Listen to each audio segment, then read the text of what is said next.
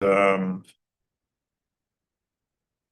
so we have an community agenda item number six. I'm sorry, what is it? Number seven, window dressers. Tracy Cameron is here. Tracy, if you want to make a early exit, we can let you speak right away. Okay, it's up to you, but that, If everybody's okay with that. Yeah, you're also welcome to stay. okay, great. Well, I'll try to be quick. Thank you very much for letting me join. I am on the Energy Committee. I was lucky enough to be on this committee some time back, so I know Bert pretty well.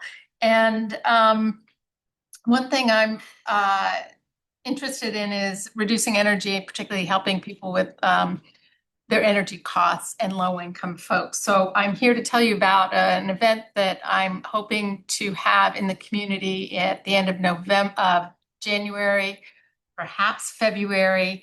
That's called Window Dressers, and it is a nonprofit organization that builds inserts for people's homes. And here's a little model that is what these community events create. Moth.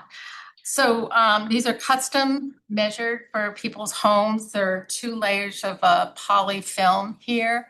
Then there's this foam here, and they, just pop into your window in the cold weather, and then people can pop them out.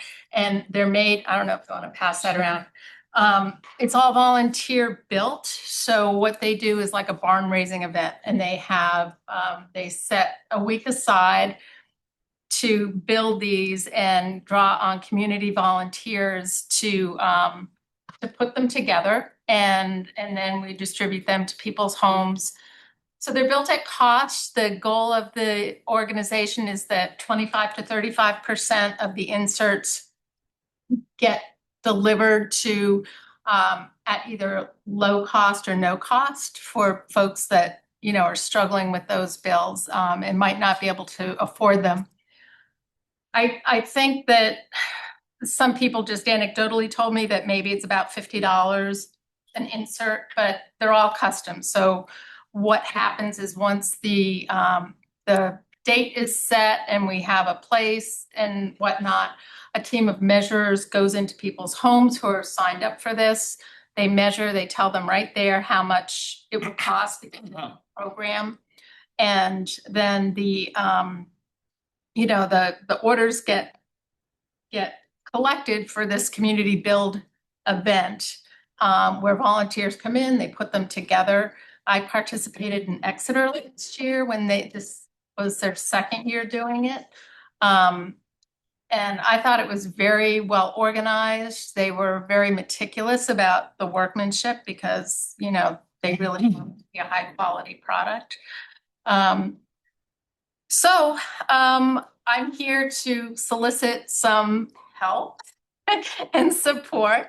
I am coordinating this with a gentleman from York. So it's going to be a Portsmouth, York kind of regional event.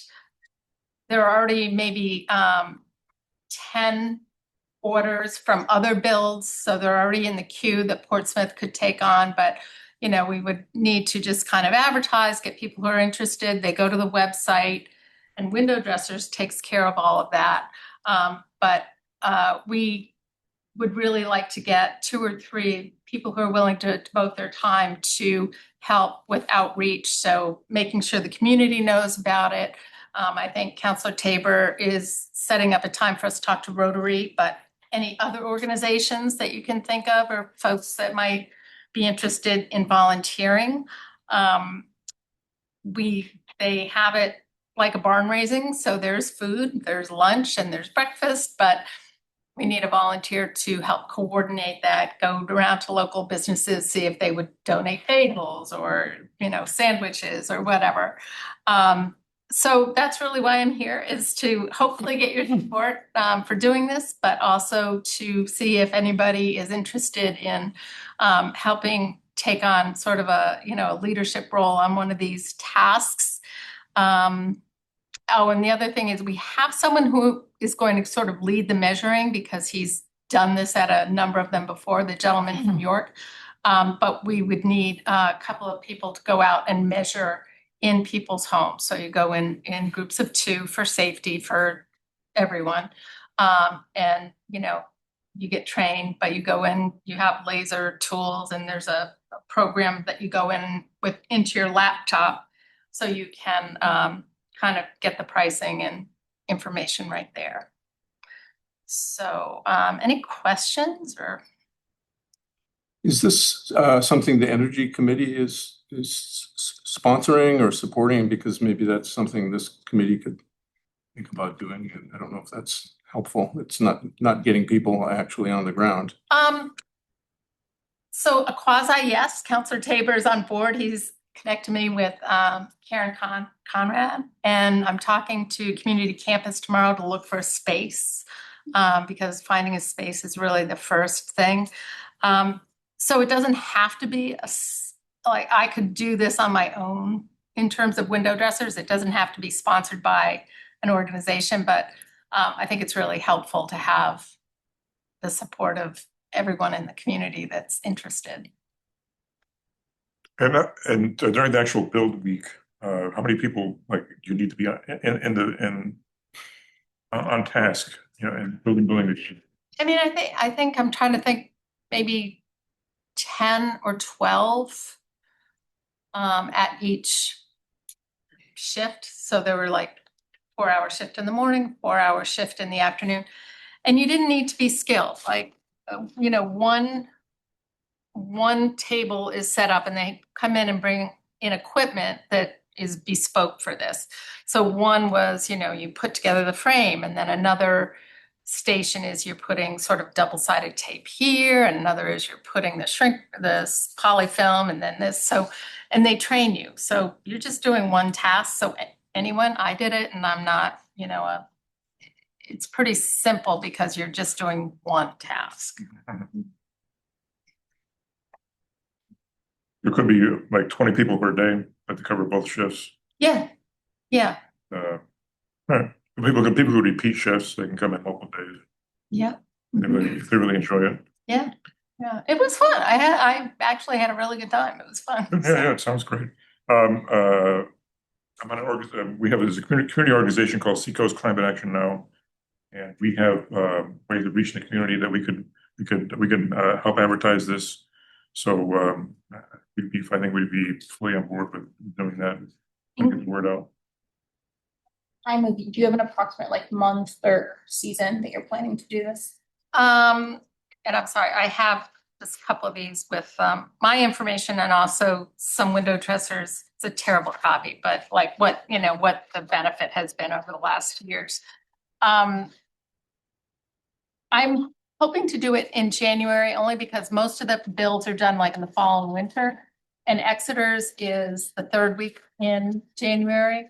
So that gives me and other volunteers a chance to join the other community builds and see how it's done. And then we do it right after Exeter. There's some minor, you know, benefit of not having to haul all the equipment back to Maine where the headquarters is. If we are interested, do we reach out to you at this contact information? Yes. Can you remind me what your name is? Sure, Tracy Cameron. Tracy Cameron, thanks. Yeah. And right now you're really looking for more of the coordination help as opposed to the actual showing up and building it. Whatever, I'll take everything. I've seen the window dressers in Exeter because I'm part of a photography show every year in January. Oh, in Exeter. nice. So we're upstairs in the old, Oh. I don't know if it's City Hall. I think it's old City Hall, yeah. Yeah. So I see, you know, maybe 15 people working away and they might be having fun doing it. And I've always thought it was such a great organization. I always want to do more with weatherization, and here's a real ready-made way to do it. One thing I was thinking about, Jess puts together our sustainability fair every year, Jess Glasgow. And it's in April, kind of timed around Earth Day. So, you know, people aren't thinking so much about heating costs in April, but Yeah. And the gentleman I spoke with, he sort of prefers to do it in the fall, but because this is the first year, we thought Mhm.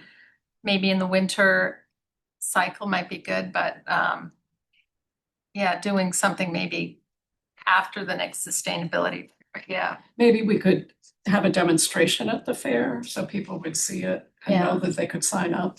Yeah, I think actually there was somebody there this year. Oh, just Yep. saying, yeah. Sorry, I had to miss it this year. No, that's okay. I think Cliff Burdock Yeah. was Yeah. his name, and he is part of that organization. I think he was from Inland, right, Tracy? I From can't Maine, remember if like- he was from York Wells. or came from the West, but I think he's from Agunquit Wells up Okay. north there. okay. I couldn't remember where he was traveling from, but he was there this year. Right. And so if you can keep us posted on the dates, and then once we get a date, I think we can go all out on getting the word out, including getting it in the city newsletter. That should be feasible, right? Yeah, we can check, see if that's, since it's not a city event, maybe we can still try to squeeze it in somewhere. Yeah, I don't know. Stephanie Secord too was, I think she might be thinking it could go in that, so. We have overlap in this committee between the, Fred mentioned the large email distribution, so we could Mhm. get information out to the larger group as well as Sure. regulars. Great, So great. keep us posted as you zero in on a date and. Thank you. Appreciate it. So very much appreciate it. I'll listen in if that's all right and Please. love to hear what you're working on. Do I'll stay if that's okay. So let's circle back to minutes. Any comments on the minutes? So we don't necessarily have to vote on the minutes because we didn't have a quorum last month. We didn't Sure. approve April's. These are from, Oh, sorry, April. Gotta get those on there. I had one minor change. I love that Rianne calls me Effie O'Malley. But Is it not? What did I do? O'Malley. Oh, no. Okay, sorry. Not a Also, big deal. Colleen took very good notes, although they're not official minutes from last time, and it'd be a shame not to I sent them distribute those. to Kate. I just sent them very late in the month. So that's a Did you have fault. the Um, version I'm that? so sorry. Comment? Yeah, Okay. yeah, it was the edit. Okay. So can we send that out as just for Okay. information so folks know what we Sure. talked about? I mean, we did a lot of sort of freewheeling talk about AI since we didn't have the ability to prioritize things. So put that to this week.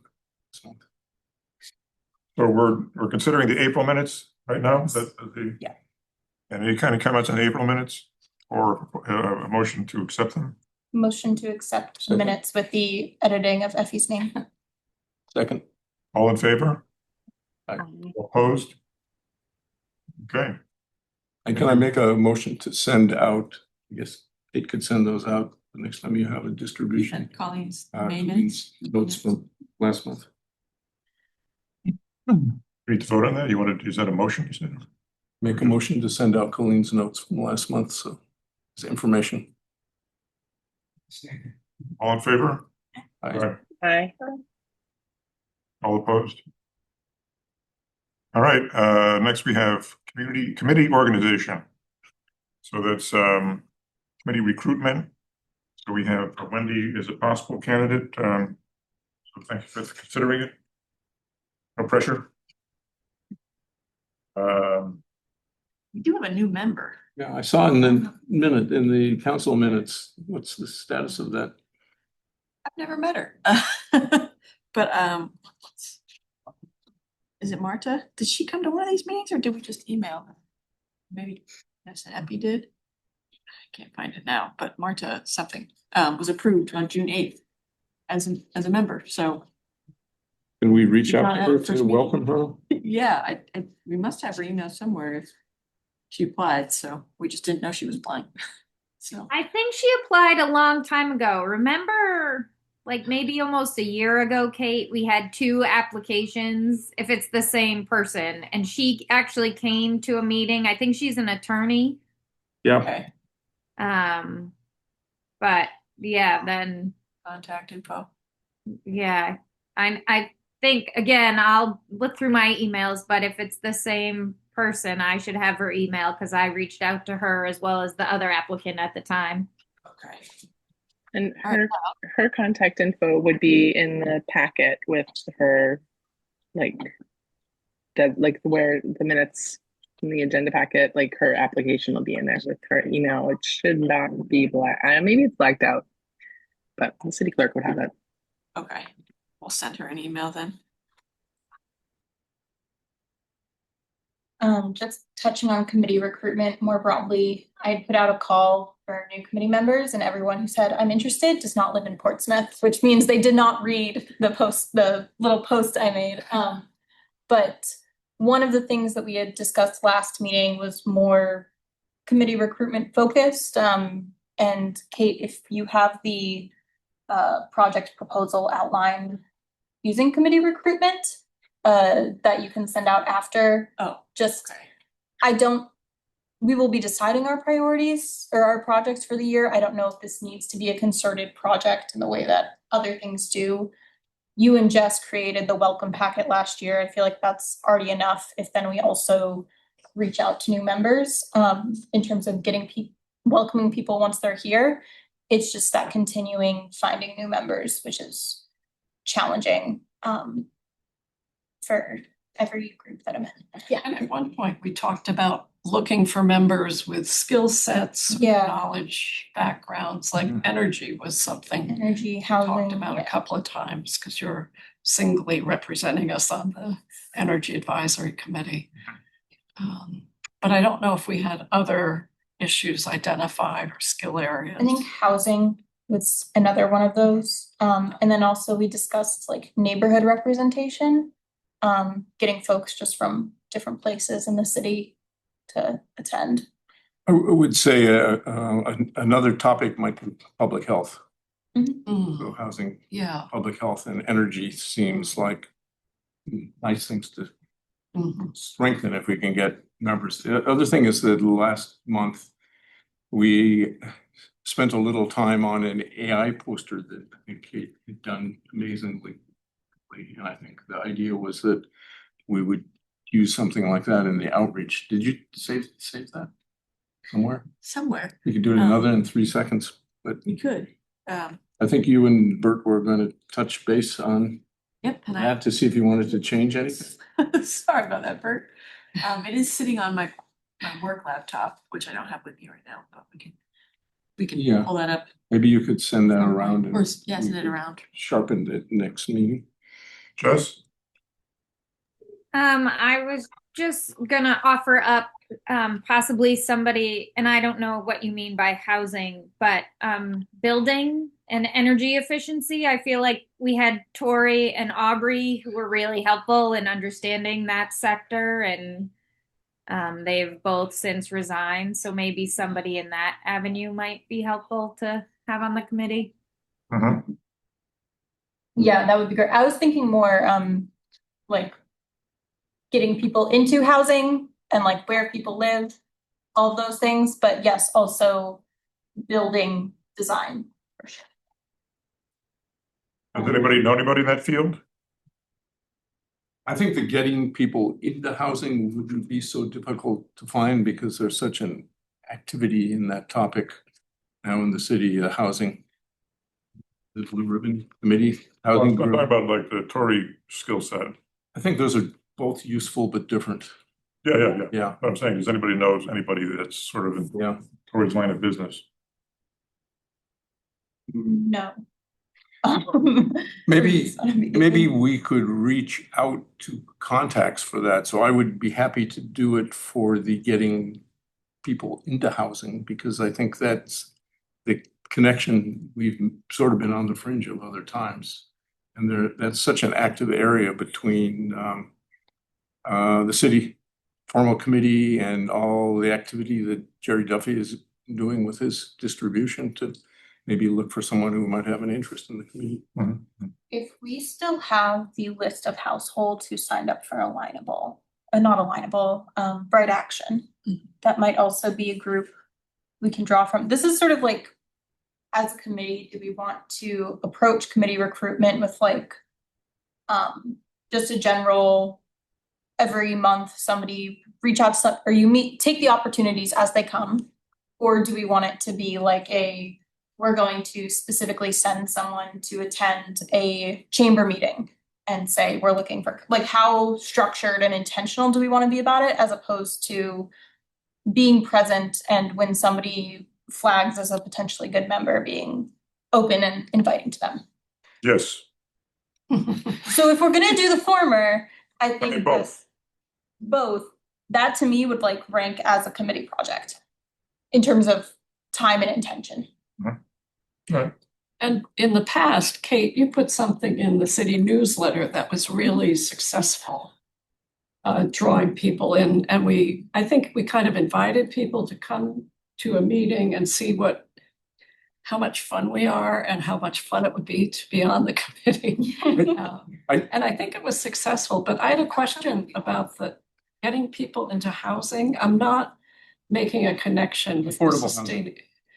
the connection with the sustainability committee. I'm not making, I mean, one of the topics in the climate action plan is building energy conservation and efficiency. So like window fitters is great. But getting people. I think for the affordable housing part, I think that fits with the equity side of the 3 E's of sustainability. And I think it crosses co-benefits on a lot of things. You know, as far as the affordable housing goes, it cuts across the energy efficiency part. It also cuts across the transportation part. And that was hit very hard in the Portsmouth Listen City dialogue on housing affordability, that the sort of cutoff point for affordable housing is 30%. It's not affordable when it's more than 30%. When you add transportation, it gets up to 50%. The two go together, and that's sustainability. To me, it crosses economy, environment, and social fairness. So another source would be the participants in the Portsmouth Listens. And I think, Effie, I remember the outreach that you're talking about. And I think, as I remember, it made a lot of sense because it was not only familiarizing people with the committee and saying, by the way, if you're interested in joining, please think about it. But it wasn't just, we need 3 members, which is sort of less ambitious than getting the brand out. Okay. Move on. All right, so next we have our big topic, the discussion of 2026 priorities. So I'm going to turn the floor over to, would Bill, you want to say something first? Yeah, just to remind folks what we're about here. You know, I think we've been working on this for, I think this is the 3rd or the 4th meeting on this. And we have a great list of topics. We have an excellent template for screening the topics.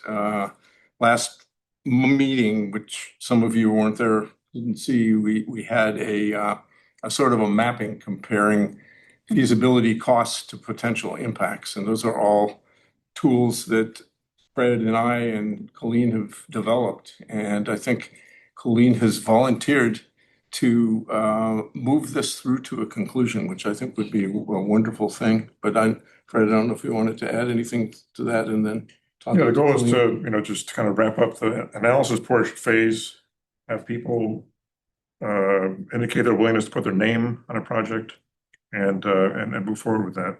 Name as a lead or name as a participant. And I think the intent on this was really to have this be the foundation of the work of the committee going forward. So in future meetings, once we've done some prioritization and determined the level of interest on these topics, it will really help us focus moving forward. And to be able to wrap that up now would be really quite nice, because then we can start focusing on moving forward.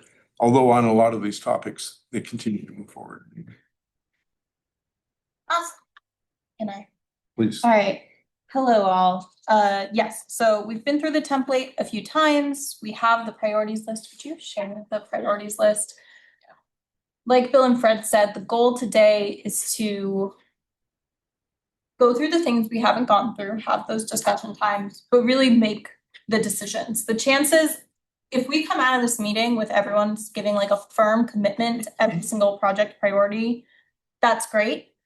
Please do not feel pressured to have that be your thing. If something doesn't happen, that is okay. We cannot do everything. We are a volunteer committee.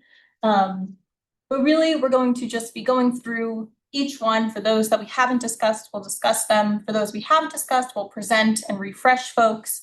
And we'll be mapping them on the impact, what was the impact and complexity matrix, just so we can understand as committee how we're sharing our resources amongst different projects. And then at the end of this, we will actually not necessarily vote, but decide what we're doing. If something moves forward, it's because there is a person who is willing to be the driver. If nobody's willing to be the driver, or if you say, I can only be the driver for one of two, that's okay. We can hang on to all of these documents and bring them up again next year.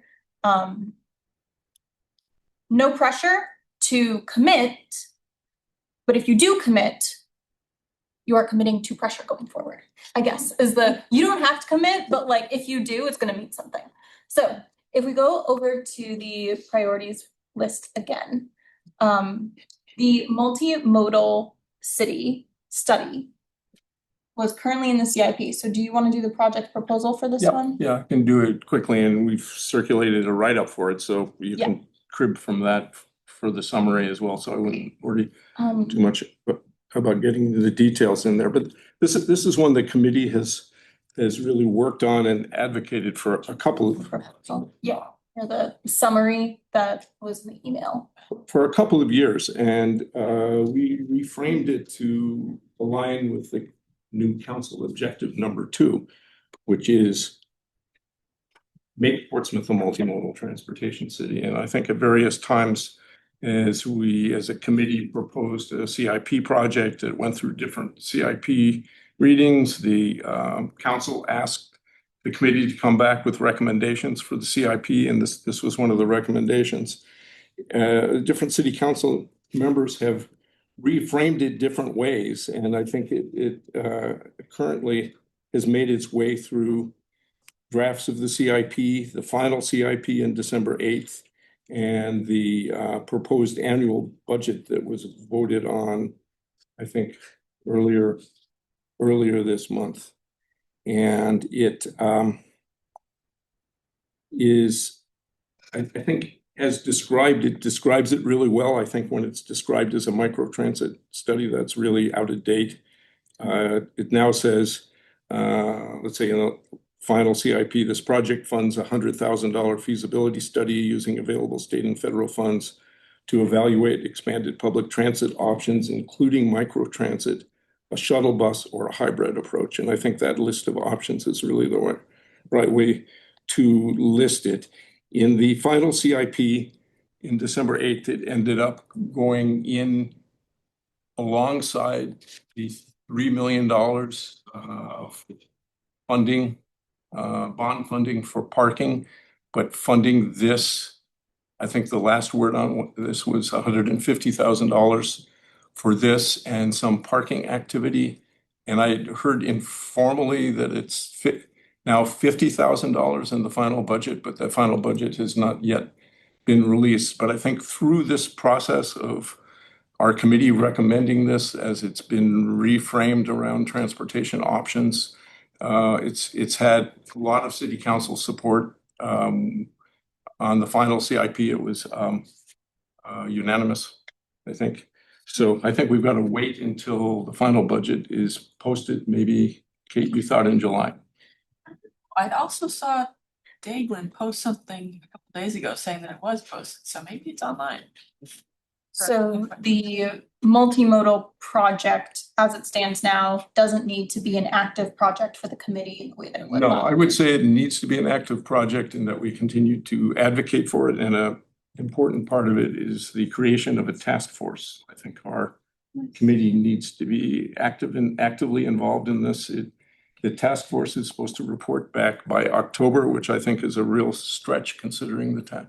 Yeah, It's not been formed. I thought when we met and let's see, Sean from Economic Yeah. Development was here, Brad from Coast was here. A lot of people came Yeah. to that meeting. I thought there was going to be a task force growing right out of that, not waiting for the capital budget funding. And then that task force could inform the RFP that would get $150,000 or $50,000 eventually. That would have made sense, and I think the task force could have been formed over a year ago and Yeah. could have completed its work. So, and rather than waiting for this to be finalized, but I think for us to stay involved and active on this, monitoring it, because I think there was a tendency for this to drift into the outer years, and I think Councilor Denton and Cook really were pretty emphatic about the Sustainability Committee has recommended this. We need to get going. But what about the task force? I mean, that seems like it's kind of dissipating some of the energy for that. And I thought that was one role this committee Yeah. could play, get that task force going. But Well, yeah, that's a possibility. I think it's probably more likely that the city is going to try to get the task force going. oh, yeah, like the planning department. I wish I had a picture of We don't have to figure out Yeah, but I'm. how to do it. I'm just wondering what our committee's role is with it, because the way coming out of that meeting, I thought we were supposed to play a organizing, get it going role. I think we should play as much of a role as we can, and I think we should have a leadership role in it, and that we're the ones that advocated for it, and I Yeah. think probably also helped encourage that city council goal of a multimodal city. So That's new. if I can interpret this into project language, the putting it in the budget project is sort of functionally done. The Yeah. budget vote has happened. Though we don't know how much. We don't know how much, but like there's no more advocating to do on that particular topic. If we as a committee maybe have an advocacy list of things that we can regularly be engaging with, I think a multimodal city in general doesn't have to be a particular project, but this is a topic we want to be continually checking on, engaging with, seeing what others are doing.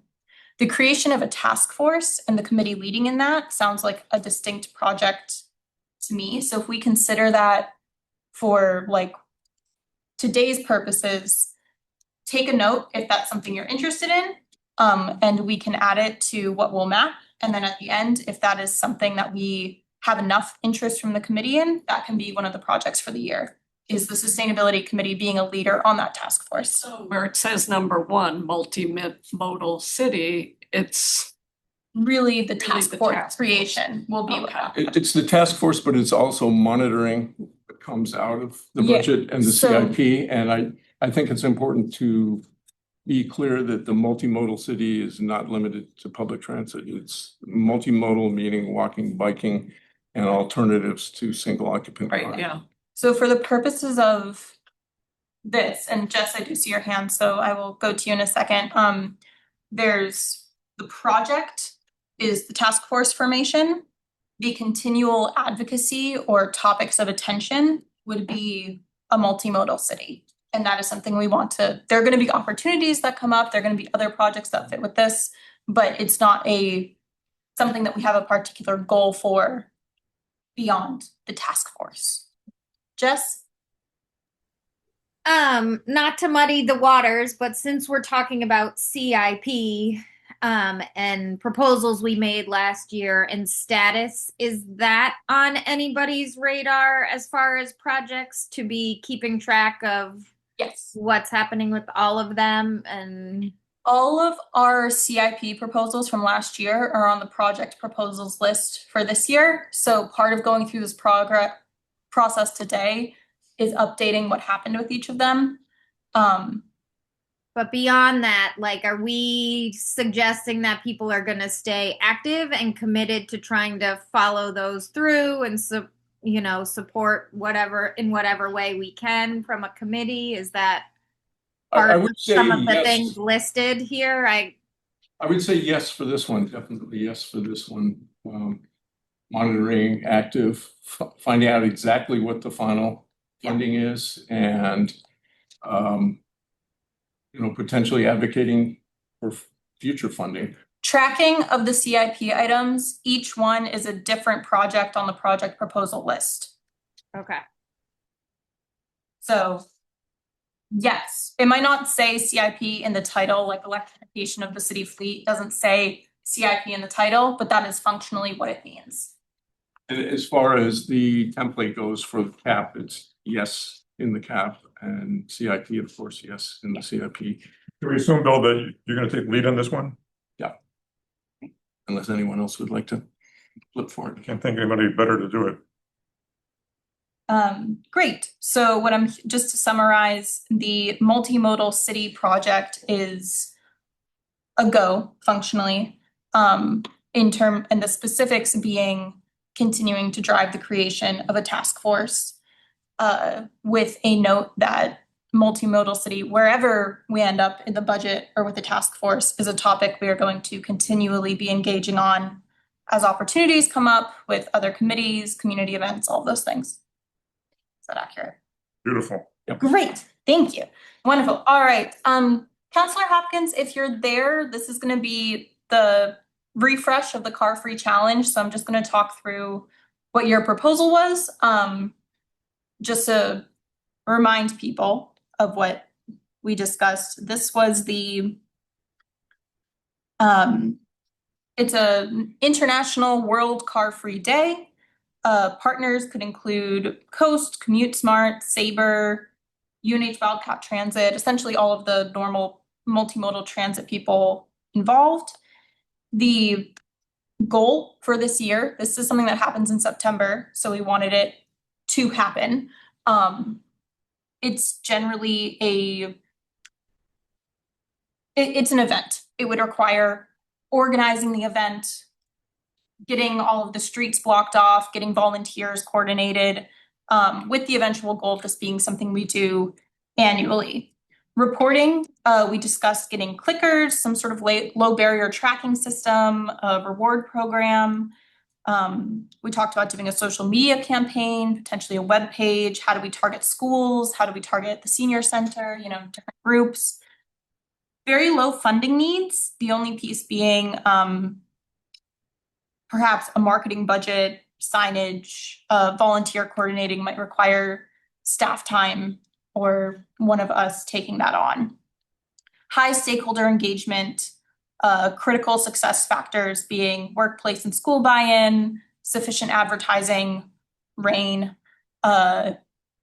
very in line with council objectives and with, again, that cultural piece of the cap, but it wouldn't necessarily be an infrastructure change. So the impact is more demonstrating, having the community demonstrate to themselves that this is possible. Right now, Annie, you're the only one listed on the proposal. Is this something you want to drive? Would you request other committee members to join? I am happy to drive Okay. and would love friends. Okay. So it's not a single occupancy ride, obviously. Okay. Car-free challenge. All right. Any other comments on the car-free challenge while we're on this topic? I like this one because it's very specific and discreet, and I think it deals with community awareness, and I think it's obviously supportive of the council's goal on multimodal city. It's getting people to actually try it out. Great. We used to do a one-day event that was a EV expo. So it's similar to this. The last one we had was in October, and we had a number of people show up with EVs, but not so many visitors. And some of the debrief out of that was maybe co-scheduling it with other things going on would have had higher impact.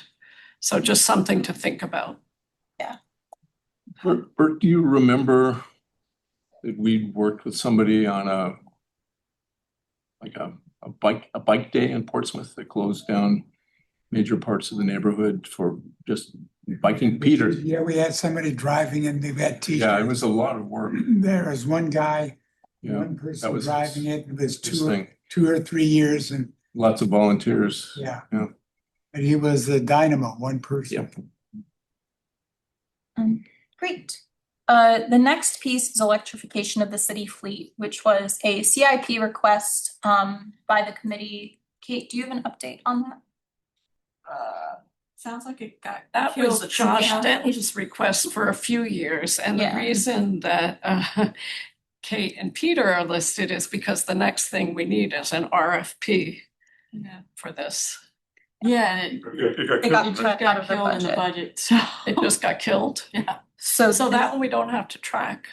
So that one we don't have to We track. continue to The advocate. question- Yeah, the But to question from the resurrect it committee is was, what we have do to we do. want to add putting it back in the CIP as a project?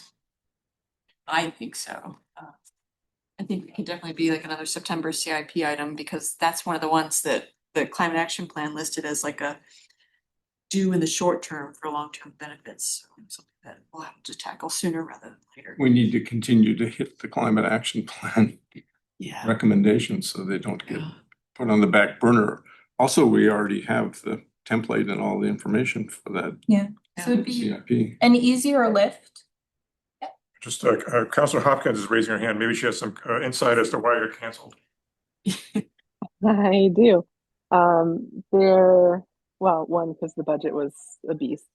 But also DPW and some of the counselors and folks have noticed the trend of electric vehicles and trucks and such kind of just going by the wayside. Ford is like giving them away and nobody wants them. So there seems to be a consensus that we are very hesitant to enter into electrifying the fleets in a dying technology and I know that that's not totally accurate, but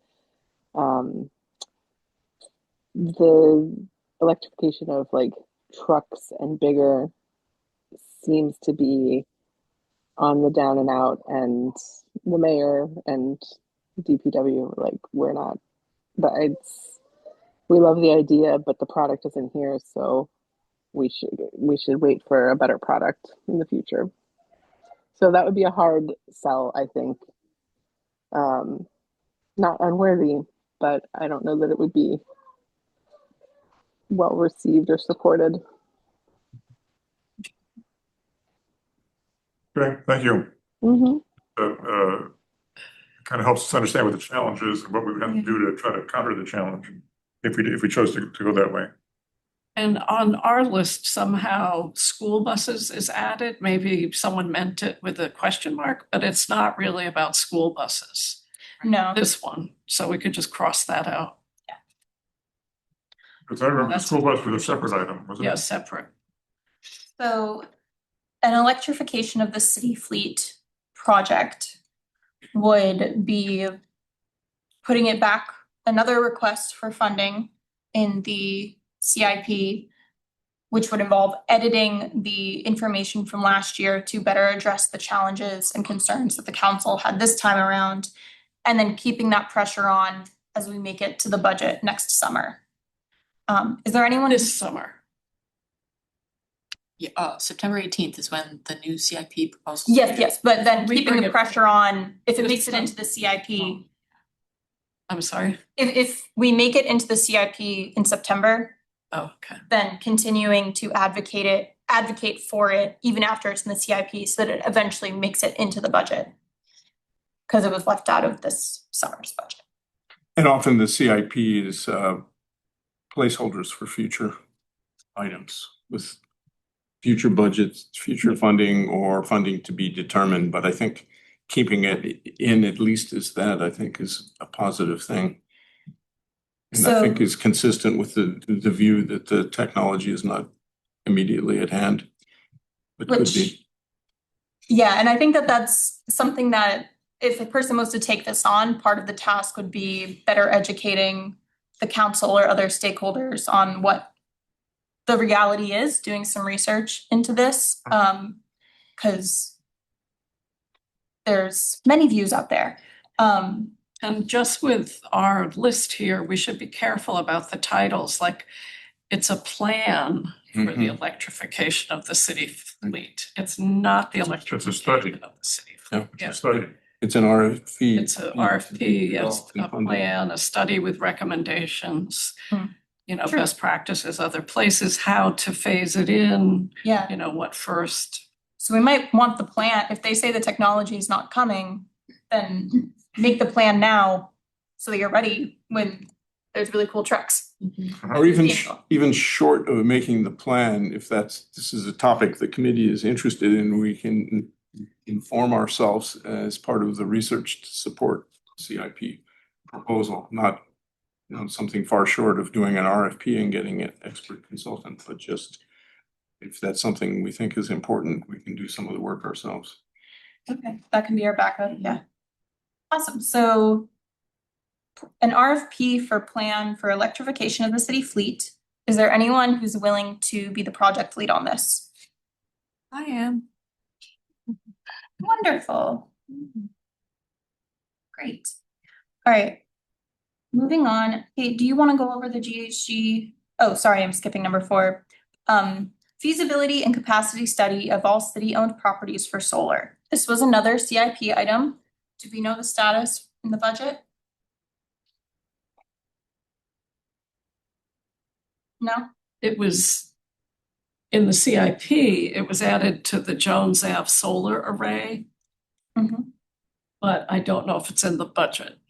I think we need to get the budget. That's key. I wonder, Councillor Hopkins, do you have any information on whether there actually has been a posting of the final budget that was voted on, I think, early this month?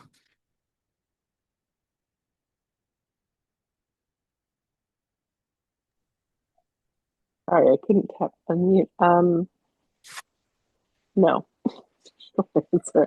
It should have been posted, but The draft budget is very detailed and is posted, so I think that's an important source of information. It's just that we would need to see sometime when it's available, the final budget. Based on discussions in the Energy Committee and working with DPW, there's already a work in progress to examine what are some good opportunities for putting solar on some additional city buildings.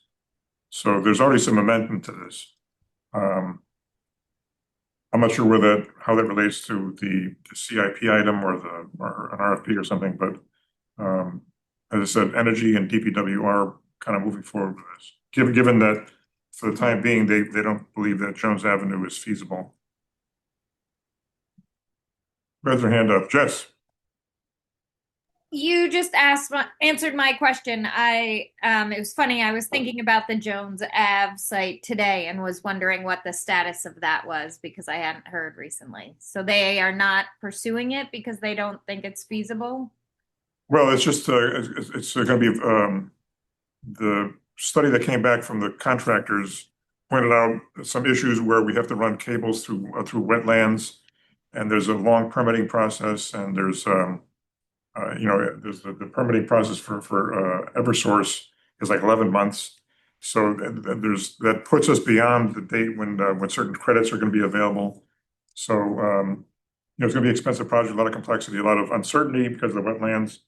So they figured, let's go for something that's easier, maybe not as big and dramatic, but something that we can get accomplished more easily. So departments are moving forward where their interest is, as opposed to a citywide study Yeah. being done, is the theme. Yes, right. So as a committee, do we want to be taking any advocacy, research, supportive role in that process? Or do we want to just rely on the departmental updates and then maybe in the future step in? So from my point of view, the latter. Any other thoughts, supportive, contradicting? This partly came out of the studies from the middle school students, Mhm.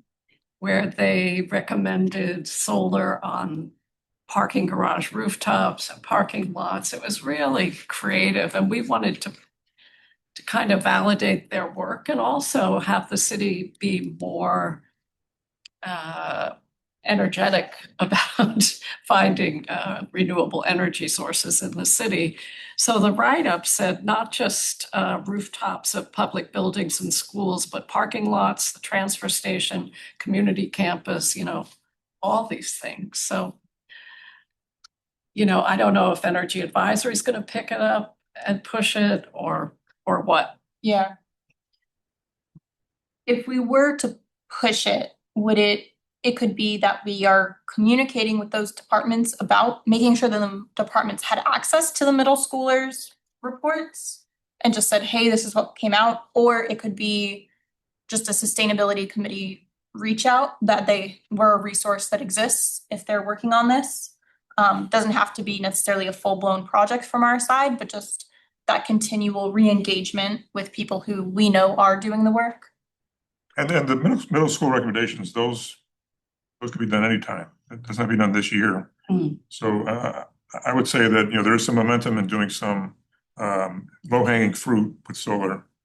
There's the Jones Avenue is still, so potentially could happen. I think what information we get and. Jones Ave could happen, but it looks like it's delayed. Is that what you're saying? They're just saying that they don't want to make that the first thing they do. They want to work on these other things first. And then these other things in the middle school, recommendations that could be taken on in future years as well. So I would say it's not we're not going to shelve the middle school stuff, but we're just going to focus on some different things in the short term. Yeah, so if we add renewable energy to our continual advocacy list, we can do an open reach out to the committees like to the departments like Department of Public Works, reaffirming or re-alerting them to the fact that we are a resource and an advocate in this area, but not necessarily be driving our own project on it. I think the issue is getting a little bit clouded here because the CIP proposal for the inventory of all city-owned properties for solar capacity, kind of cost and benefit, that was folded into the Jones Ave capital proposal. Now, if the Jones Ave proposal is delayed or shelved for a while, I don't know that that means our little piece of money on that same proposal is gone.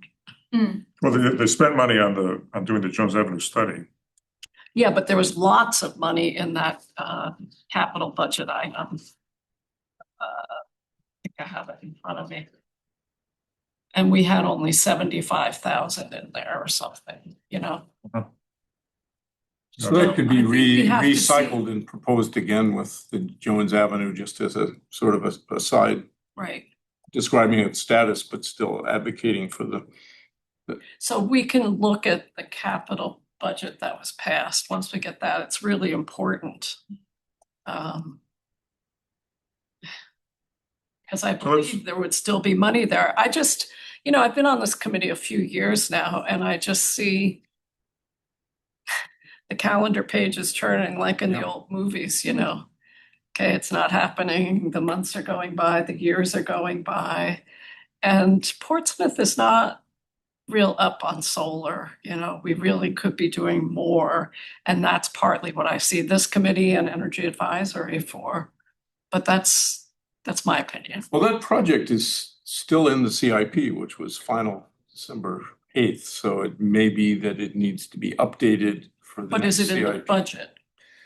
And then the budget is only what's being funded for the first 26, 27 capital year. So those are Oh, I separate see. documents. Okay. And the budget is what's actually happening. So So there's something in the CIP that said we want funding in 26, 27, and it's So the- decreased or dropped, then that would need to be Okay. reflected in the next CIP, which is sort of a rolling document. Okay, thank you. So I think this needs to go on the monitoring list at this point.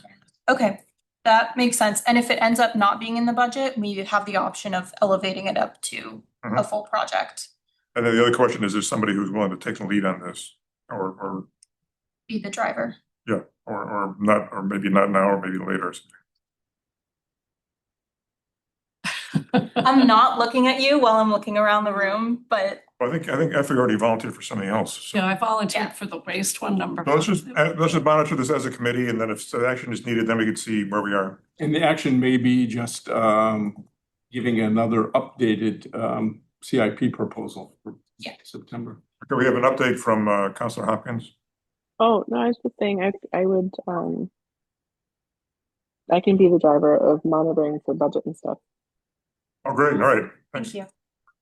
I don't know that I'll I don't know that I'll be the driver of the creation of new because I'm just really not that well versed in all of these things, but I certainly can monitor it and clarify, is it in the budget? What's the plan here?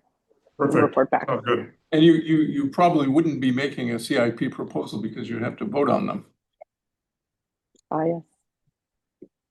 Excellent point.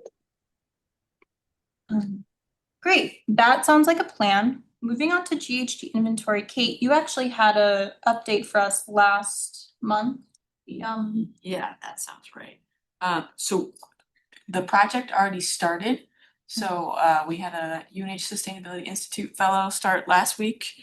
Last Monday was her first day, and she is using ICLEI software this year instead of SciMap, so we're going back to that.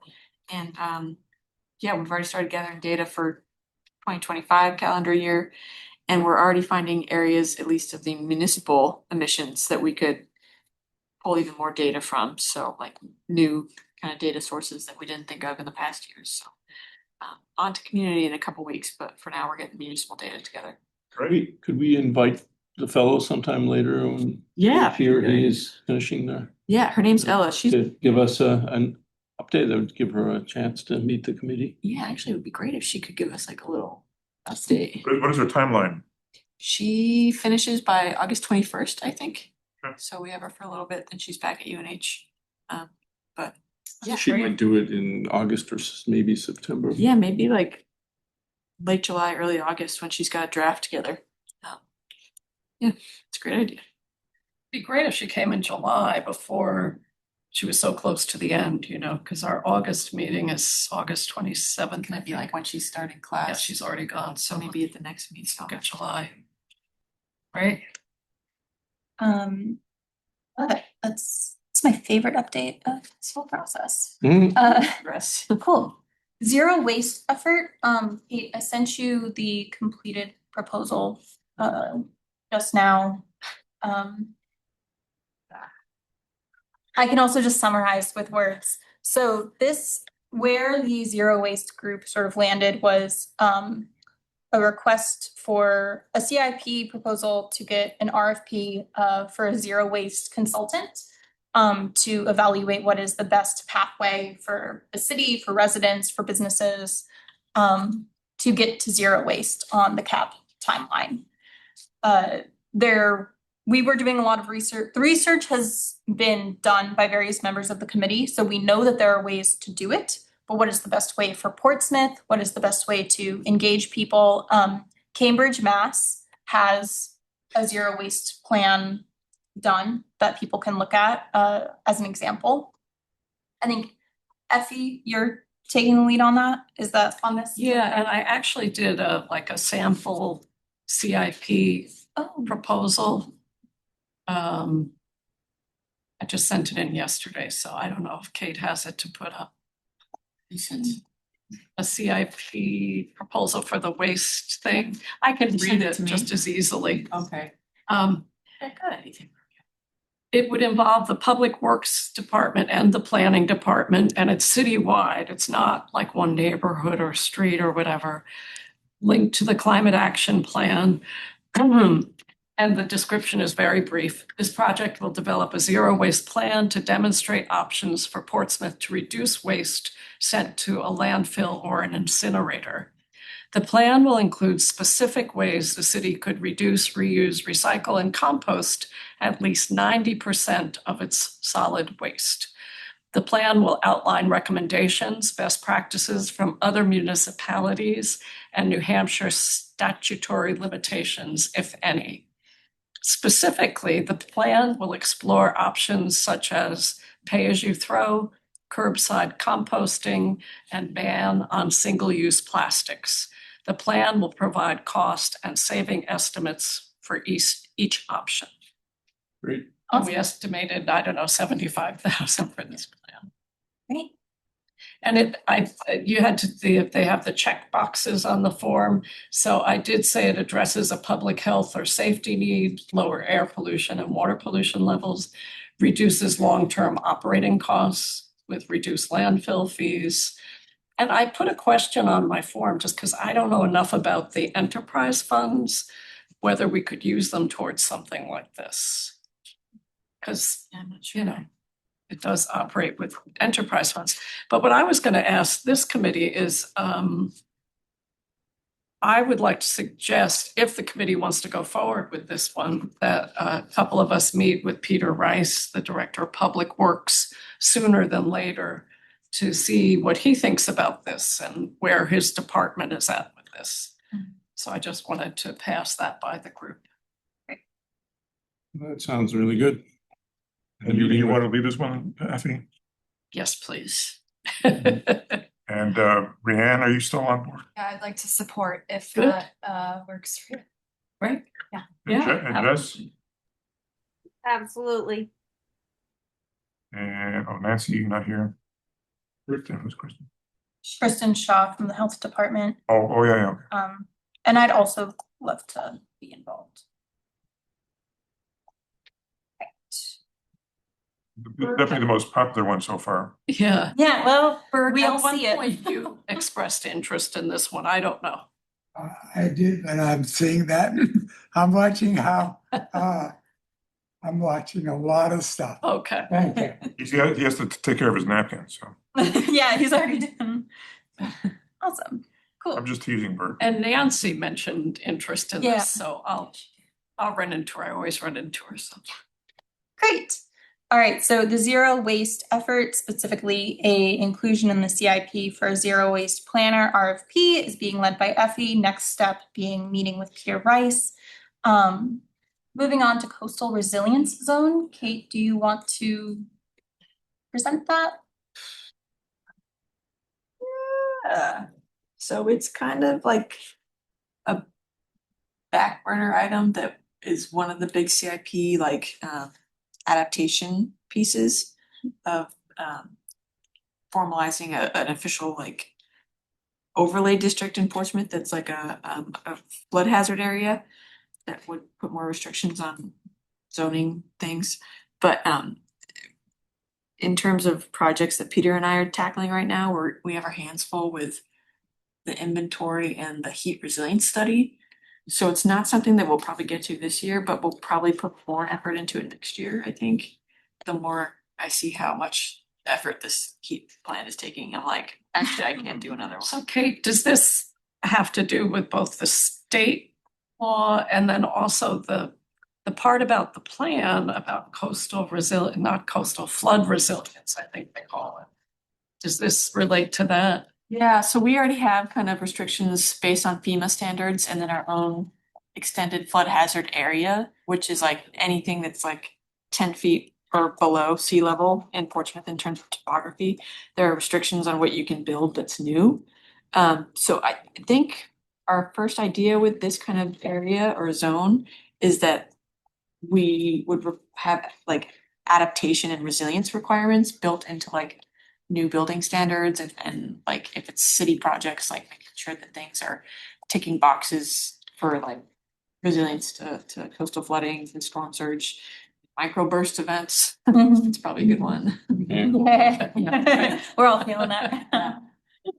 More To than let you others. know, the microburst at the Wentworth Senior Living, my car was totaled on the tree that came down. No. It was very dramatic. So I can tell you, it's real. I saw it out my window. Huge trees came down Yeah. and Of course, this is an indicator that global warming, for anybody who didn't know, is causing more intense events, Yeah. in my opinion. I was visiting Bert and my car was parked there 2 hours before, right in the same system. 2011 Prius would be no more. Oh, jeez. Glad you were driving. Yeah. Oh, I was very grateful of this old car and I didn't think any damage was done because there was a truck on one side and a car on the other. And I looked at my car. Oh, I couldn't even see it, but it looked like no damage. But the one branch smashed me in the fender and it's the car was 2006, 20 years old, 200,000 miles. but in great shape. But the cost to fix it was beyond us. Rest in peace. Yeah. Bummer. Well, so the coastal Yeah. resilience zone project is on the back burner. It's owned by the planning department, but right now probably not gonna happen this year. If there are things you need from the committee on it, awesome, but until then. Quick question, Kate, how did the heat study take precedence over the coastal resilience? Who made the decision to prioritize it over the resilience? I just started it first, so, So you made a decision? yeah. So I started the heat resilience stuff in January with my first intern. And I thought the heat resilience plan would be done by June, which was like crazy thinking.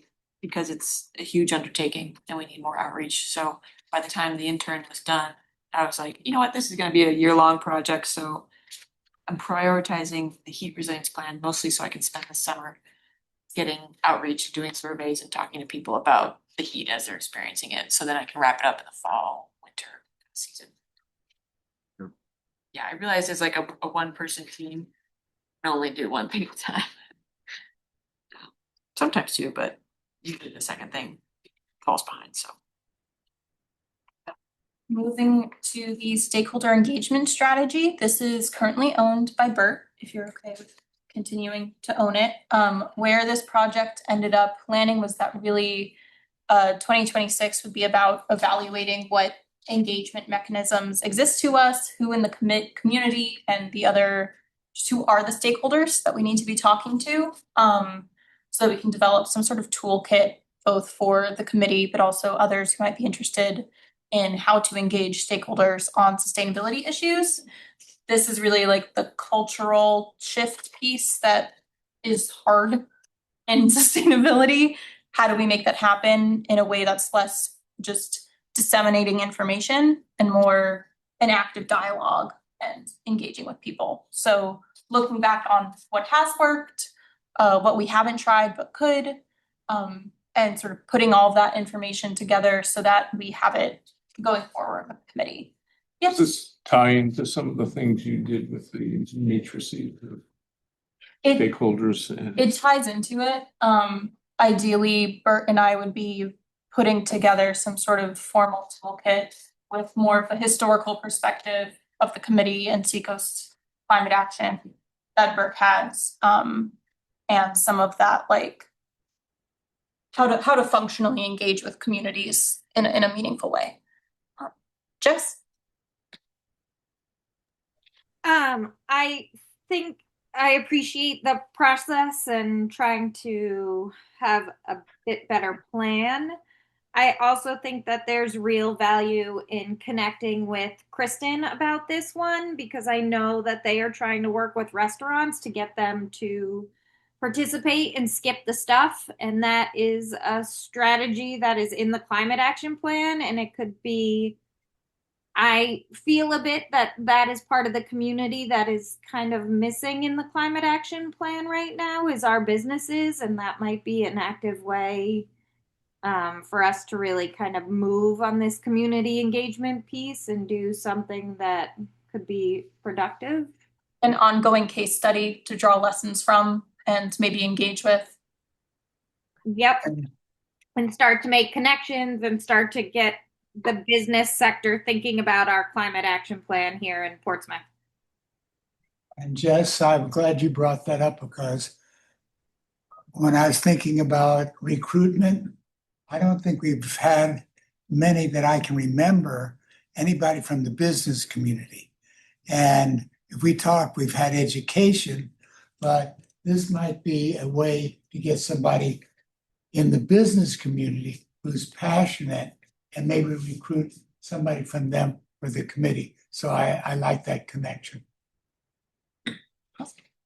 Great. So Bert, if you're okay with me listing you as project lead on this, or you can, or I can be listed. It is up to- Well, since you, why don't you list yourself? Because I think that would be a good thing. And I am here and we can, you can share our merged things. Awesome. Perfect. I will be. Should we leaning add, on your- should we add, at Jess's suggestion, should we add Kristen? Yeah, I can reach out to her and see if she wants to be a supporting role. Great. Electric school bus funding is one of those, we're continuing to explore it, it seems. Is it a specific project? Not yet. It's, so there's some discussion of this in the Energy Advisory Committee. Because I identified, well, through Effie's suggestion, identified a state funding resource. Actually comes from the Volkswagen diesel settlement. But there's a considerable amount of money available. I brought this up at the Energy Committee, and Peter Rice was there. And he said, well, we can't use that money. So I'm working with Councilor Tabor to see if we can, kind of get a better story on that money and how we eventually use it. So at this point, I'm just kind of poking around with funding sources. I'm not ready to launch this as a full-blown project for myself, anyways. Great. But I'll continue to work in the background. All right. Heat resilience study is ongoing. Does it need to be listed as an active project of this committee, or do you want to just? What would that entail? Is that- Well, do you need anything from us? Oh, yeah, I'll take some help. Okay, what does that help look like? So we have a survey up right now, so we'll need help kind of spreading the word about a survey for residents. If there's any events coming up where we can table, great to have one or two people volunteer or help me kind of hand out flyers and ask residents questions. Or if you even just want to talk to your neighbors and if any of them have things they want to talk about or like cool spaces that they don't have access to or lack of access to cool spaces, then you can kind of share my survey link in the poster with them and maybe they can. So Since you were taking the survey at Market Square, you want to just say a few words about what you found out? That could be part of the community engagement. I was wondering about that, what your reaction was. Yeah, so I've done a couple tabling events with this survey so far and I got a lot of interesting results, but Market Square Day was really good because it was so hot that day. You had the best location. Best location and they had just finished, repaving that street, so it was nice and black and hot. Shade. Yeah, and I was in the shade. And no, I got a lot of good feedback, a lot of people, asking or mentioning how like these types of projects are just gonna increase taxes and like why would we spend money on this? But a lot of the projects that are like easy, low-hanging fruit that I've been talking about are things that are either really affordable or things you can do on your own or things we can get grants for, like planting more trees and painting sidewalks white and just like creating more cool vegetated spaces compared to concrete and like impervious surfaces. Did a lot of talking about a lot of people were interested in like subsidized air conditioning programs. So there's New Hampshire Saves programs, stuff like that. But lots of like easy low hanging fruit, like installing more water fountains around town, installing more canopy structures around town, and better signage about cool spaces and things like that. So easy stuff that people seem to think would help a lot. But yeah, Market Square Day was great. A quick question. Did most of the people understand when you said heat resilience? Was that a topic or did you have to kind of educate on that? Yeah, it was a lot of education, but most of the phrasing that I used in the surveys and my poster boards was like hot weather. So anything 90 degrees plus is kind of what we set that definition of extreme heat at. And Boston and most of the state of Massachusetts have 90 degrees as their like level of when they start to alert people about extreme heat. So we just chose that number because that's what our neighbor does. So that is like an easy trigger for people like, oh yeah, it was 90 degrees today, or oh, like 2 weeks ago it was 90 degrees for 3 days in a row. So yeah, actually we do see that pretty often. Oh, I didn't think of that. Like, yeah, my kids didn't go outside to play that day. You're right. Like I did keep my kids inside, or I brought an extra water bottle with me to work or something like that. So a lot of people like started to trigger, like that's what a hot day is. Heat resilience is like so many different levels of like, how you think, how you plan your day, the infrastructure you use, the bills that you pay every month, like that's kind of triggering a bunch of different things when we have a heat event. So it definitely was educational for some people. Because that part of the reason I ask is Portsmouth Climate Action looking for community conversations.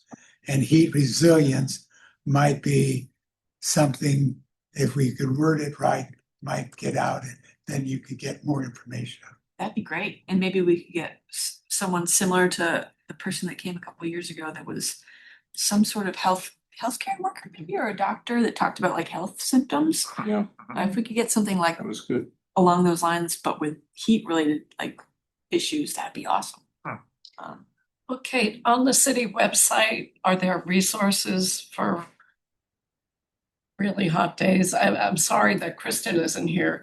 I know, she's- That's more her bailiwick. Yeah, she's usually pretty good about that. The only thing we have is like a little blurb that gets sent out in the newsletter whenever there is a heat warning that goes out. But there's no like central page about what to do in a heat event. Because I know like in the past, the pool would be open late. Yeah, I don't know if the libraries ever open extended hours for heat waves. they've only done it once. Because a lot of people depend on the library. Yeah, they've only done it once, but that was in my interviews with the library staff, one of their things that they noted was it was already stretched because we don't have enough staff, so we could never do Yeah. that again unless have enough staff and we can pay the electric bills to stay on until midnight, past 8 p.m. or whatever. But yeah, so far I've talked to every department about this and kind of where their wishes and issues are, especially with cooling centers and, you know, paying higher electricity bills, so it's a very informative process. So. Counselor Hopkins is raising her hand. Oh, sorry. Oh, that's okay. I was just going to offer a connection on this. My friend is ER doctor at Portsmouth Hospital, and she runs the Walk with the Doc program that I think the first Saturday of every month they meet at the whoever's interested meets at the library. They do a little 10 or 15-minute talk, and then they take a walk. So partnering either to bring heat resilience to that little chat and the walk, or asking her to do talks on like, because she's an ER doc, so heat stroke, heat, symptoms are definitely common for her. So I'd be happy to make that connection if that sounds helpful. Sure. I'm gonna pull our conversation back, but certainly if you want to continue engaging on the heat resilience, please reach out to Kate for continued conversation. But just moving to that final piece on the project proposal list is advocating and supporting community power. We didn't have a written proposal for this one, so I was just wondering for Effie and Fred what that entailed. Well, I was just concerned as an individual with the amount of publicity Counselor Bagley was getting about the rate increases with community power. I just felt like there was more to the story that people weren't hearing, and that's why I contacted John Tabor and wrote the piece. But I don't mean to be the ongoing energy expert because I know very little about energy, and I think it's really important that we partner with and by ordinance, we have to partner with the Portsmouth Energy Advisory Committee. But I don't know if there's more ways we could partner or more things we could be doing together. Fred reports back here to keep us abreast of what. And we had this on the agenda as its own item as Yeah. well, to see if there's value added from the committee. And I always think that there's a sustainability focus that could be added to the most obvious one, which is pure pocketbook cost, and that Right. can this committee somehow contribute, and I think you did in your editorial with Councilor Tabor, to thinking about energy and climate change. That should be part of the discussion. So what I'm hearing is that this makes sense more on our monitoring and advocacy list. As it comes up, we regularly can engage with editorials, showing up at council meetings, maybe partnering with the Energy Advisory Committee when it comes up, but it's not a particular, we have a goal that we want to achieve this year type A of. CIP opportunity here. Cool. So in summary, our 2026 project list, we have the multimodal city task force creation, Bill you're driving that. Yeah, and we didn't get the chance to ask who else would like to join that one. Yes, that's what we're doing now. Does anyone want to do that with Bill? I can be on that list. Good, all you who want to use transit and walk and bike. Can we include non-member guests as I think participants? so. Okay. Tyler, Yeah. great. Yeah. The next step is really creating a project plan for execution on that, so that can be something you reach out to us about. So multimodal task force creation owned by Bill, supported by Colleen and Tyler. Next step is project plan for execution. So if you're interested in engaging in that, email Bill. Our next project is the Car Free Challenge that is led by Councillor Hopkins. The next step is project plan for execution. Is there anyone who's willing to take a supporting role with Councillor Hopkins on the Car Free Challenge? I am. Fred, Good. great. You. The next project is the RFP for plan for electrification of city fleet. That is right now owned by Kate, and the next step is just to confirm the budget, and we will see where we go from there at our next committee meeting. Our next project is the GHG inventory that is also owned by Kate, who's currently working with a UNH intern. No committee action needed at this time, but we're hoping next meeting to have a report from the intern on what progress has been made. Did you cover number 4? Sorry. Number 4 was moved to the monitoring advocacy list. Oh, okay. Because we're gonna see what comes out of the budget. And if we want to elevate it back up to a project status, we can. Okay. Zero waste planner, that planner RFP and CIP that is being led by Effie, with support from Rianne, Jess, Colleen. Did I miss anyone? Possibly Kristen and Nancy, if they are interested. And the next step is to meet with Peter Rice. Yes, great. And then we have our heat resilience study, which is being driven by Kate. And the next step is to send the committee the link to the survey so that we can request things. And I just realized I skipped stakeholder engagement, which is my own project, which maybe is not a good sign. Stakeholder engagement strategy being driven by Colleen, supported by Bert, and anyone else want in on this project? That's okay. Bert, we're gonna get coffee. It's gonna be awesome. Tea. I also don't drink coffee. It's just, I need to stop saying it. Next step is to project plan for execution, so we can meet for that. So if you're a project owner, then next month, maybe as committee, we check in on if those next steps have been completed, where we're moving. If you're a project supporter, when the project owner emails about this, please respond and engage. Any final thoughts, comments, things we want to note? So you want to state again the project plan and the next steps? That's Yes. seems like at very least that's an update on the status of where things stand on this, but also something related to outcomes expected. Yeah, that the sort of thing. project proposal template had the 2026 scope and goal. And we now have the team that's going to do it. So if a project plan is your next step, I just want to know, how is your team going to get to that goal? If it's for the multimodal task force creation, it's like a literal, like, here's who we're going to reach out to, here's who we need to get approval to. In 2 months, every week we'll be doing X or Y. For Car Free Challenge, it might be, here's the date that it's happening. Here are the meetings scheduled with the community engagement person for the city and with the school board to, engage those stakeholders. For Bert and I, it might be coming up with a regular meeting that works for both of us to develop it. So just putting your project team together and seeing what needs to happen. And On these the are going to detailed be level. items on the next agenda. Items on the next agenda is project updates.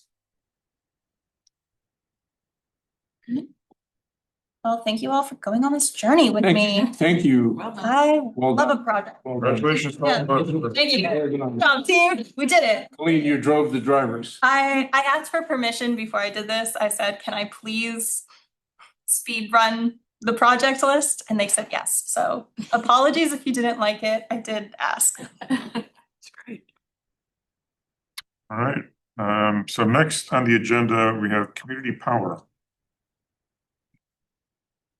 Yep, I'm not sure why Yeah, it's. no, on the that agenda. was to get an update from you and to talk about the role of the committee, which I think Yeah. we've already. Well, one thing that's coming is the new rate will be out Yeah. soon, right? from community power and from Eversource, so everybody has to publish new rates. When is that? I think it's, End of this month, maybe? yeah, something like that, it's around, and then they go into effect on August 1st, so. Okay, yeah, So by July, the new rates will be Yeah. published for everybody. So we'll get a fresh look at how community power compares to Eversource. There may be a bigger difference, a smaller difference, remains to be seen.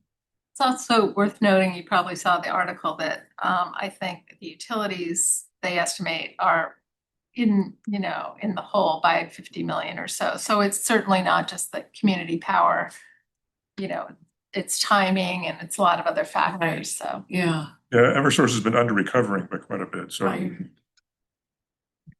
maybe made their rates look artificially lower than community power. right. Okay, next then is community engagement. So who submitted that one?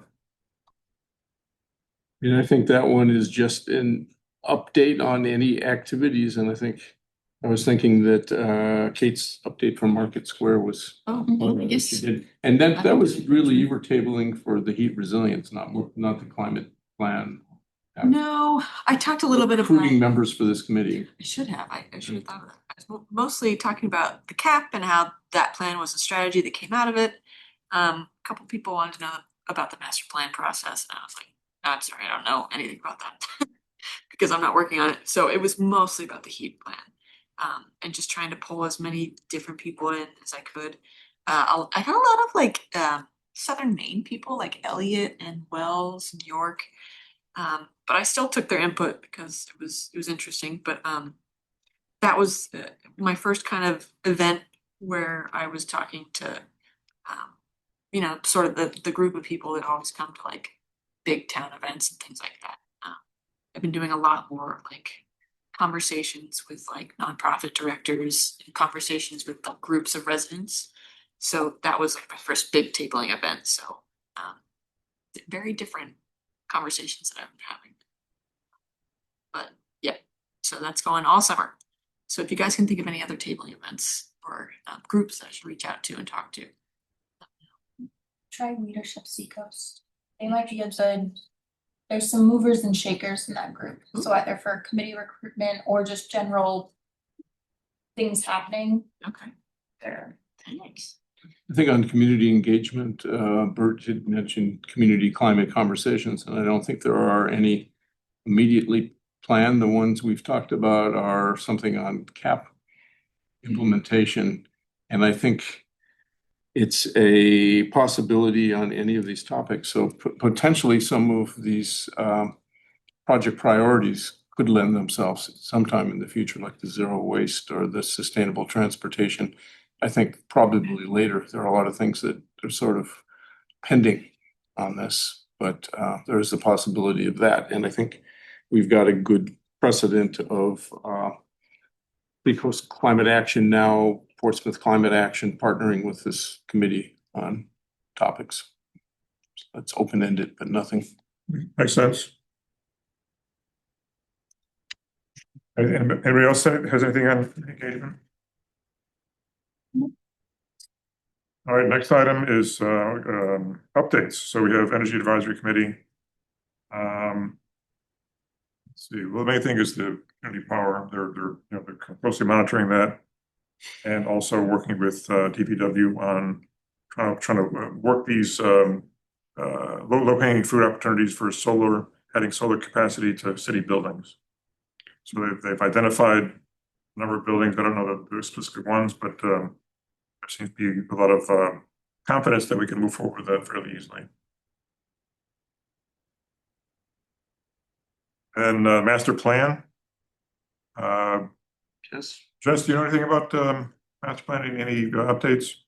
Honestly, no, it's been a little quiet. I know that, they are working on public engagement and they had that big open house in the spring to get feedback for the initial draft. I don't know if Annie or anybody has additional updates, but my thinking is that they are sort of taking in everything that's been given to them and then maybe in the fall having an updated draft.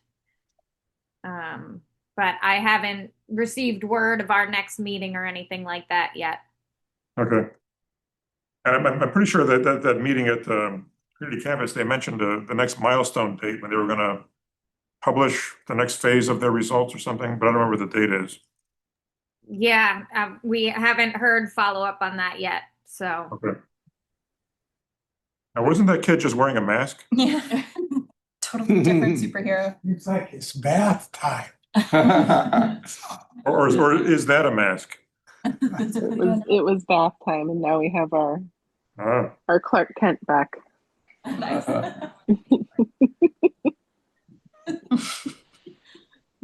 Wave high.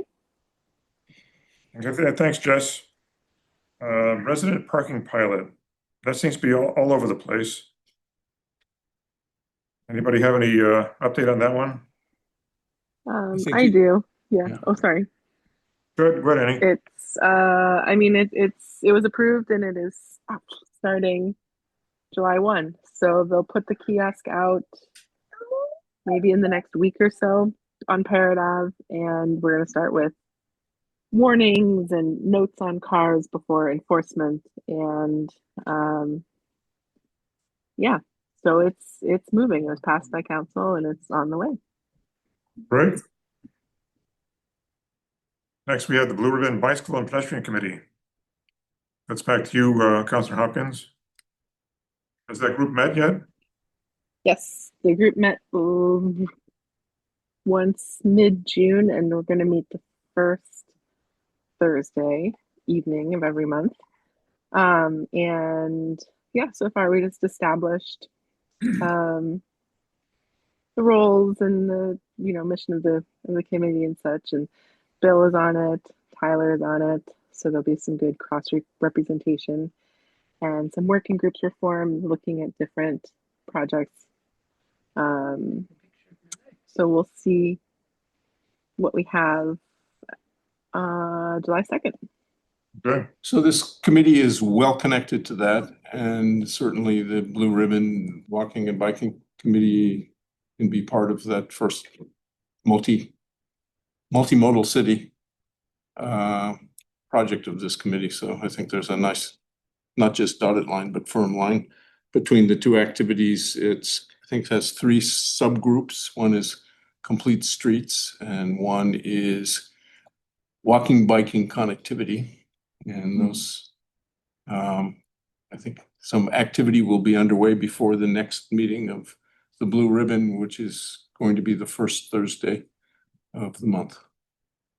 And So being a Blue Ribbon Committee, they don't have to have officially appointed members by the city council. no, they do, but I think it sunsets at the end of the term of this council. Yes, and there isn't a resident mandate. So we have some folks from Exeter and from maybe just Exeter, but there wasn't a resident mandate for a Blue Ribbon Committee, we learned. Okay. Yeah.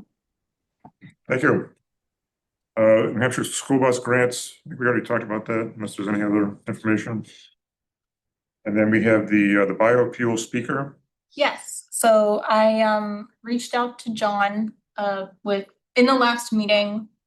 Bert had given me some questions to ask John. So Kate, if you'd be willing to pull up the email I sent you.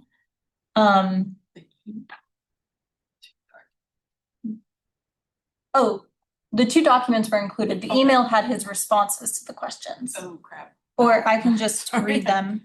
I can send Kate a PDF version of this email later to send out to the committee so that you have the details. But the first question was, how easy would it be to change over from diesel to biofuels for school buses? he said, it's a drop-in, so no retrofit required.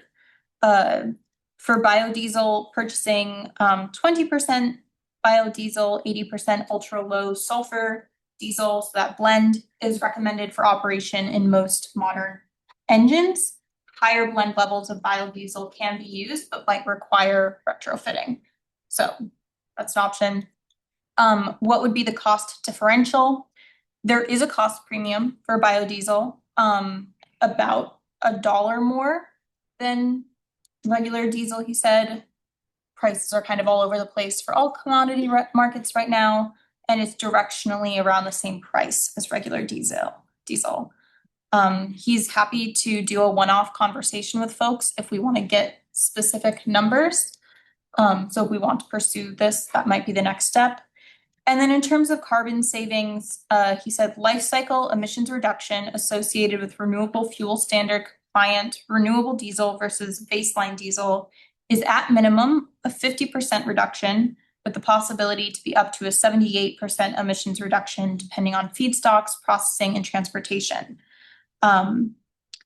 He said overall a B20 blend is a 10% emissions reduction in comparison to regular diesel. So it would obviously not be electrifying a school bus. It does not have the co-benefits around air quality, noise, all of those things. But as we have seen, electrifying school buses might take a while. So this might be a drop-in stopgap. I asked him specifically for a case study of it being used as a step in between electrification. So that can also be included in what's sent out to the committee of a group that, said, we're aiming for electrification, we're doing this while we wait. So that's the info. Next steps, if we want to pursue this, would probably be bringing in or talking to the school board and seeing if there's openness to it or what the situation is, or talking to a department. But So yeah, wouldn't that just be school buses then, right? It could be the whole city fleet, really. it could.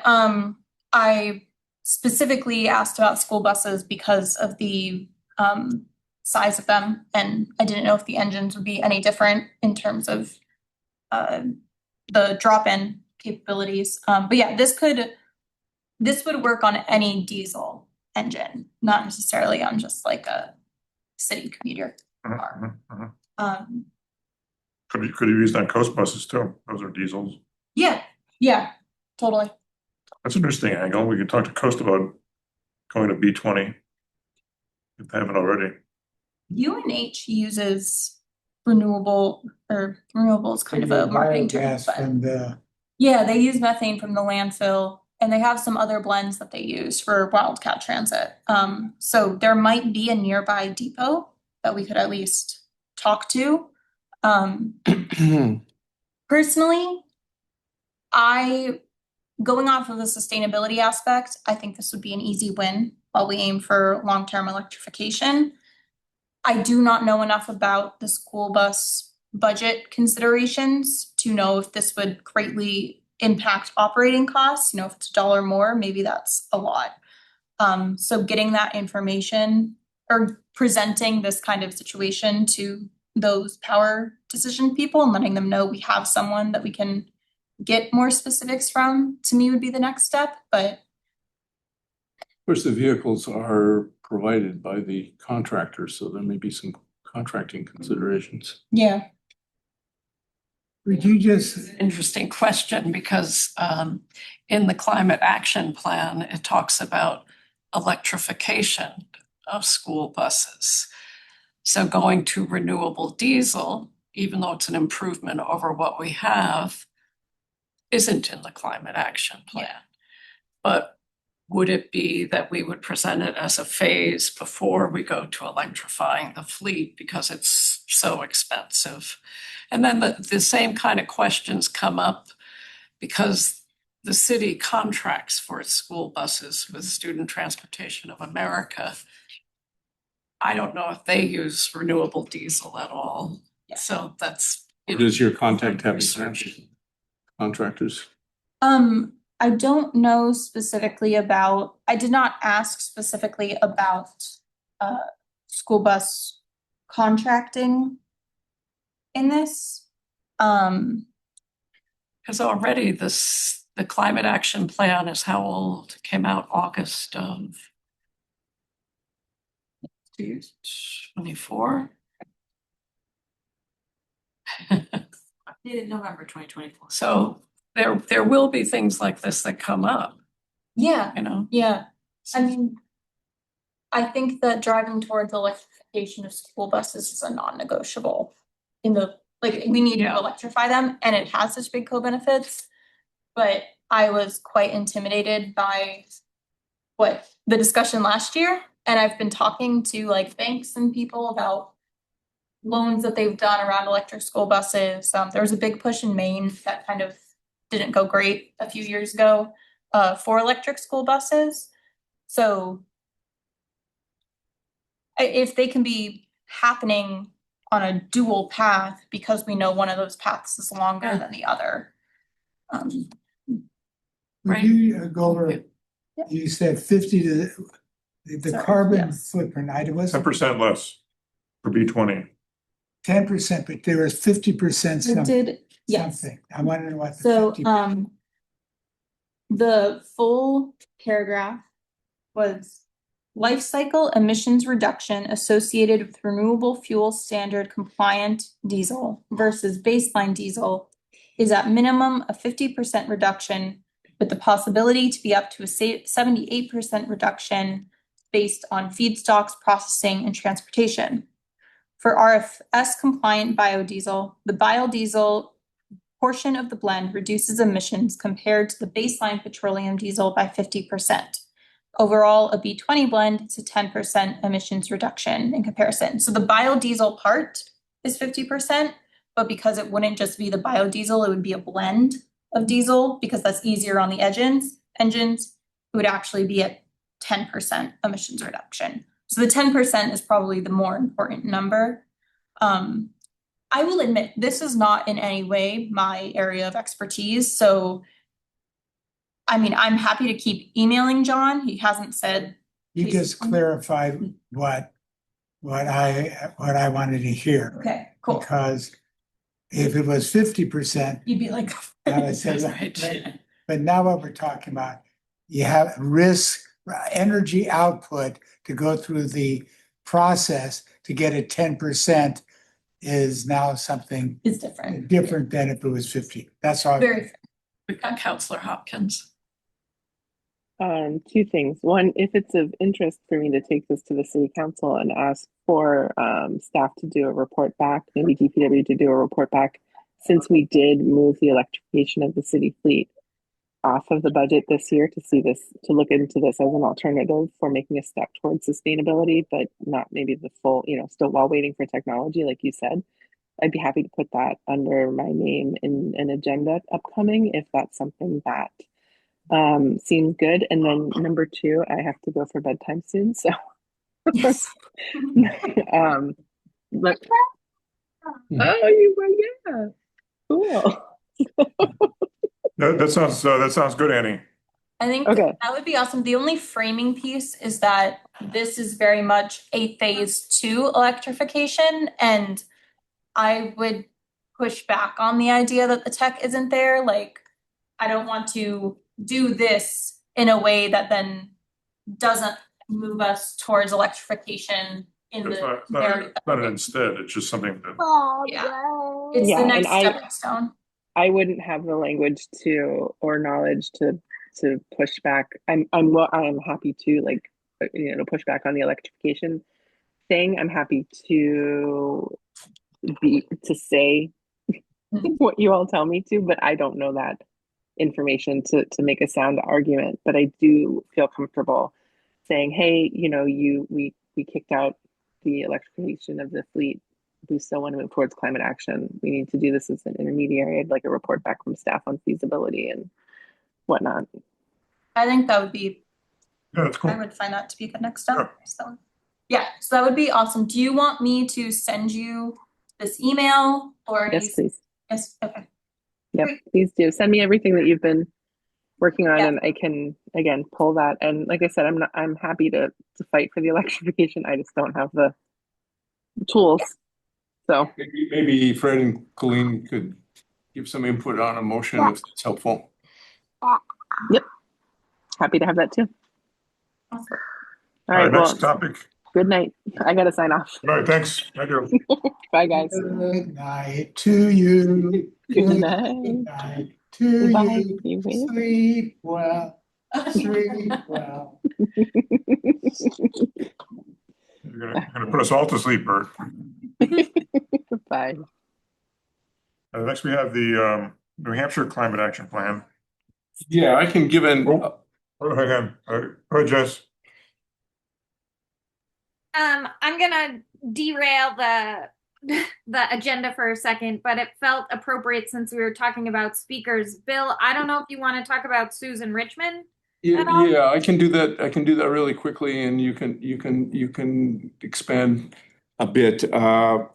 Susan Richmond is someone I met a couple of weeks ago, and that I think Jess has known for a while. And she's the communications lead on the New Hampshire Network for Environment, Energy, and Climate. And I've been getting really very complete newsletters from her. Maybe a lot of you have as well.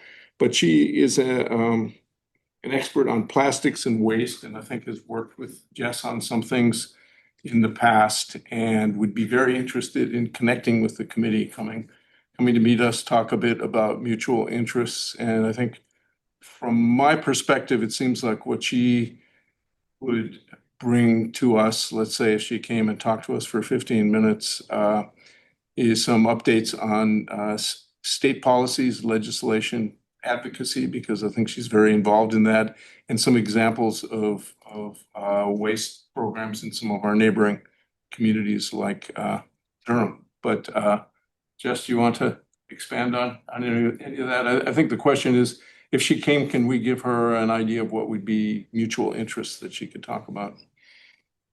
Yeah, I would just say, Bill sent me an email. She attended the sustainability fair. She was there on behalf of the New Hampshire Network. She's one of their founding members, actually, and very involved in their plastic working group.